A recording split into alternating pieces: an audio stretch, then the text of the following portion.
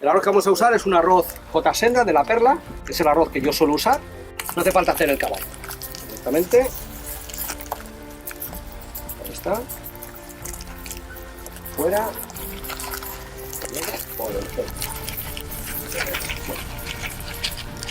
Perfecto, el quirito. Ahora empezamos a mover el arroz y a distribuir, que no haya granos sueltos por arriba. Si vemos el arroz que ya se ve, quiere decir que vamos bien para el tiempo que le queda. Con este arroz de 17 minutos. Si fuera una albufera serían 12 minutos cuando tendríamos que ver arroz, y si fuera un bomba 14 minutos. Entonces, en este caso particular es un J. Sendra, a los 10 minutos tenemos que verlo. Para esos 17 minutos que necesita un J. Sendra, que es más o menos lo que necesita ese arroz, que es un arroz que está entre los arroces blandos y los arroces medios. Está ahí con un 2% más de amilosa. Pues ahora este minuto, 2 minutos, lo que voy a hacer va a ser subir el fuego para que surja todo el socarrat. Pero cuidado, hay que diferenciar entre el socarrat y el quemado.